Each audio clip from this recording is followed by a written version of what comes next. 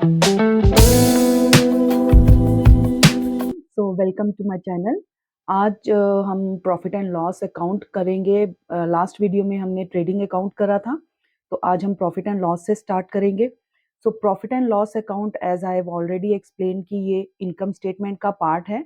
सो इसको हम किस लिए बनाते हैं? प्रॉफिट एंड लॉस अकाउंट बनाने का पर्पस जो होता है वो होता है टू कैलकुलेट नेट प्रॉफिट और नेट लॉस, जो एक कंपनी का या फर्म का एक्चुअल प्रॉफिट होता है। ठीक है, अब इसका प्रोसेस जो है वो मैं पूरा पेपर एंड पेन पे से एक्सप्लेन करूंगी। तो चलिए देखते हैं उसका क्या प्रोसेस है। अकाउंट जो है, it is prepared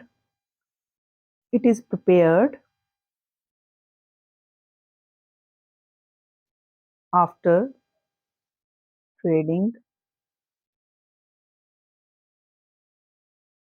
account.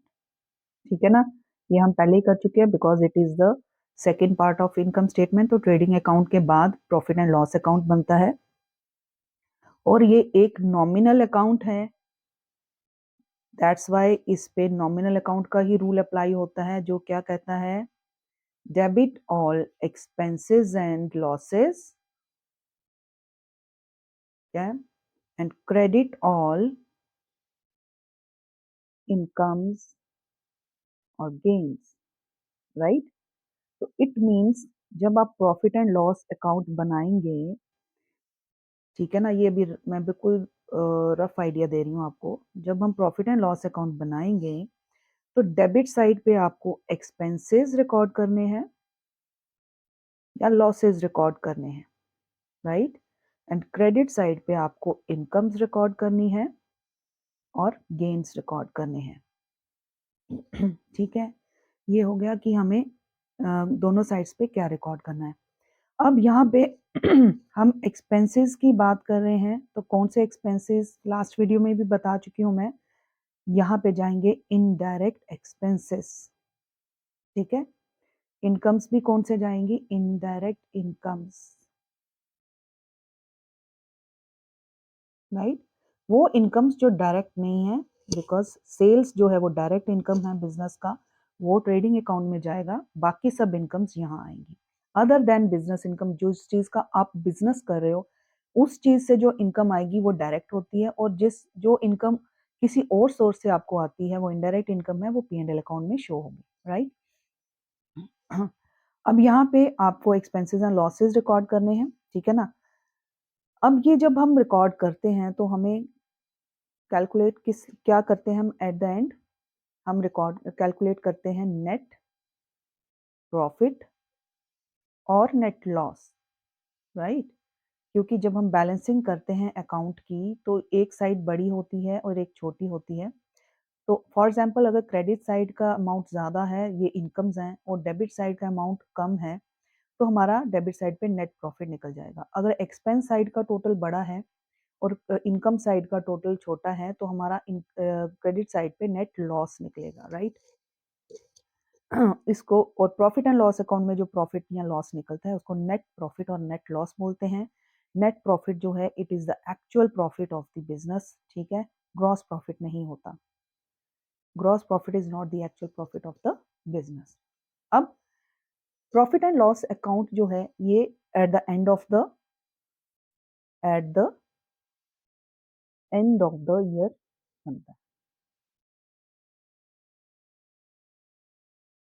End of the year.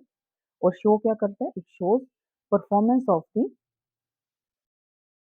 Business during the year.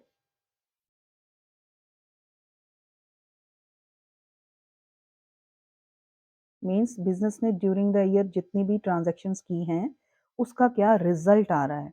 तो रिजल्ट किस फॉर्म में होता है, प्रॉफिट या लॉस की फॉर्म में। ठीक है, उसके अलावा प्रॉफिट एंड लॉस अकाउंट जो है, ये रेवेन्यू नेचर के ही ट्रांजैक्शंस को रिकॉर्ड करता है।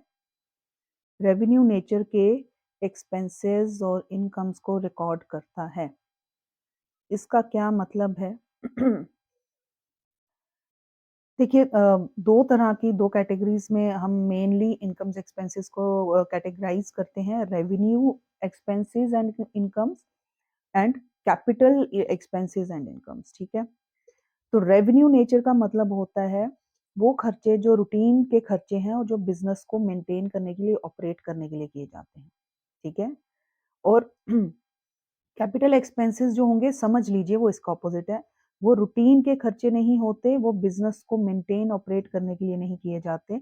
उनकी एग्ज़ाम्पल होती है जैसे हम कभी-कभी एसेट खरीद रहे हैं, तो एसेट खरीदने पे बहुत बड़ा खर्चा होता है और ये रूटीन का खर्चा नहीं है, ये खर्चे कभी-कभी किए जाते हैं। तो दैट्स व्हाई वो कैपिटल एक्सपेंडिचर की कैटेगरी में चला जाएगा।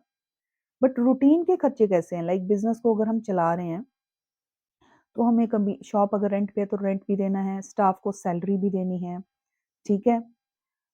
सैलरी देनी है, इलेक्ट्रिसिटी का बिल है तो वो बिल्स जितने भी पे कर रहे हैं हम इलेक्ट्रिसिटी का, और भी कोई बिल्स हैं, स्टेशनरी खरीद रहे हैं, तो बिज़नेस को रूटीन में चलाने के लिए जो डेली के एक्सपेंसेस होते हैं वो रेवेन्यू नेचर के हैं और वही खर्चे पी&एल अकाउंट में रिकॉर्ड करे जाते हैं। पूरी डिटेल इसका फॉर्मेट मैं आपको आगे समझाऊँगी। और इनकम्स रेवेन्यू नेचर की ही होंगी, मीन्स वो इनकम नहीं कि जैसे फॉर एग्जांपल हमने किसी एसेट को बेचा, कोई सेल ऑफ एसेट अगर हम कर रहे हैं तो ये सेल ऑफ एसेट जो है ये रूटीन का बिजनेस इनकम नहीं है। ये कोई एसेट हमारा पुराना है या कुछ भी हम उसे चेंज कर रहे हैं तो बेच रहे हैं, तो ये कैपिटल नेचर का इनकम है, ठीक है? हमें यहाँ रेवेन्यू नेचर का इनकम लेना है। फॉर एग्जांपल हमने रेंट रिसीव कर लिया, ठीक है? कोई कमीशन रिसीव कर ली, कमीशन रिसीव्ड हो गया, देन कोई इंटरेस्ट रिसीव कर लिया, तो ये जो रूटीन की इनकम्स आ रही हैं छोटी-छोटी, ये सारी रेवेन्यू इनकम्स में आती हैं, ये भी पी&एल अकाउंट में रिकॉर्ड होंगी, ठीक है ना?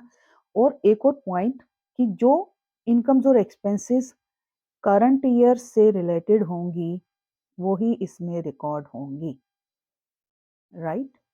तो इस तरीके से ये आ गया पी&एल अकाउंट का पूरा रिलेटेड कॉन्सेप्ट्स। अब हम इसके फॉर्मेट पे चलते हैं। इसके फॉर्मेट में जो एक्सपेंसेस हैं वो बहुत डिटेल्ड हैं, तो मैं आपको बुक से ही इसका फॉर्मेट जो है प्रिंट आउट वहाँ से ही मैं आपको एक्सप्लेन करूँगी, बिकॉज़ मेरे लिए एक-एक एंट्री लिखना मुश्किल हो जाएगा। तो चलिए देखते हैं इसका फॉर्मेट। तो ये है specimen of profit and loss account या फॉर्मेट जिसको बोलते हैं हम। तो पहले हम डेबिट साइड से स्टार्ट करते हैं। पहली एंट्री है ट्रेडिंग अकाउंट ग्रॉस लॉस। ये कौन-सा ग्रॉस लॉस है? जो ट्रेडिंग अकाउंट में हमने कैलकुलेट किया था। अगर वहाँ ग्रॉस लॉस निकला है तो वो क्रेडिट साइड पे बैलेंसिंग फिगर आया है, तो यहाँ पे डेबिट साइड पे ब्रॉट डाउन हो जाएगा। और इन केस अगर ट्रेडिंग अकाउंट में ग्रॉस प्रॉफिट आया था, तो वो डेबिट साइड आया था, तो यहाँ पे क्रेडिट साइड पे ब्रॉट डाउन किया है, क्योंकि हम जब बैलेंसेस ब्रॉट डाउन करते हैं तो वो अपोजिट साइड्स पे जाते हैं। अब फर्स्ट कैटेगरी है ऑफिस एंड मैनेजमेंट एक्सपेंसेस। एक चीज़ आपने ध्यान रखनी है ना? जो मैं पहले भी बता चुकी हूँ, जितने भी expenses profit and loss account में जाएँगे, वो सारे एक्सपेंसेस आफ्टर फैक्ट्री एक्सपेंसेस हैं और सेल से रिलेटेड एक्सपेंसेस होंगे। तो देखिए ऑफिस एंड मैनेजमेंट एक्सपेंसेस भी फैक्ट्री के बाहर के खर्चे हैं। तो इसमें आते हैं पहले office salaries, staff salaries, salaries and wages. अब यहाँ वेजेस वर्ड आ गया है, पहले भी समझाया है कि वेजेस तो डायरेक्ट एक्सपेंस है, बट जब ये दोनों कंबाइंड आ जाते हैं तो जो वर्ड पहले है वही कैटेगरी मानेंगे। तो यहाँ सैलरीज पहला वर्ड है, इसलिए ये इनडायरेक्ट में चला जाएगा। Then indirect salaries. Next is to insurance और ऑफिस इंश्योरेंस। अगर सिर्फ इंश्योरेंस दिया है तो भी इनडायरेक्ट मानेंगे, और ऑफिस लिया है तो ऑब्वियसली ये तो क्लियर है कि ऑफिस लिखा है तो ऑफिस के सारे एक्सपेंस इनडायरेक्ट होते हैं। Rent rates and taxes indirect expense है, फैक्ट्री के बाद का खर्चा है। प्रिंटिंग एंड स्टेशनरी फैक्ट्री के बाद का खर्चा, ये सारे ऑफिस के खर्चे हैं। एंटरटेनमेंट का expense, audit fees. Then next is staff bonus, staff office में होता है। लीगल चार्जेस जो लॉयर्स को दिए जाते हैं। पोस्टेज, जो पोस्टेज मतलब लेटर्स वगैरह जो भेज रहे हैं उस पे जो स्टैम्प्स लगती हैं। टेलीफोन का bill, telex, fax, pager, mobile phone, email charges, इन सब के एक्सपेंसेस ऑफिस से रिलेटेड हैं। सन्ड्री जनरल एक्सपेंसेस, ये भी means mixed expenses, miscellaneous expenses भी बोल सकते हो। Then trade expenses. अब यहाँ पे वर्ड ट्रेड है तो कंफ्यूज नहीं होना है कि ट्रेडिंग अकाउंट में जाएगा, no. Trade means buying and selling, तो ये इसलिए फैक्ट्री में नहीं हो रहा, ये फैक्ट्री के बाद होता है, तो दैट्स वाई ये पी&एल में जाएगा। टू ऑफिस की heating, cooling, lighting expenses, because हमने ट्रेडिंग अकाउंट में भी करा था, वहां पे फैक्ट्री हीटिंग कूलिंग था, तो फैक्ट्री का heating cooling is direct expense, but office से रिलेटेड एक्सपेंस जो है हीटिंग कूलिंग इनडायरेक्ट है।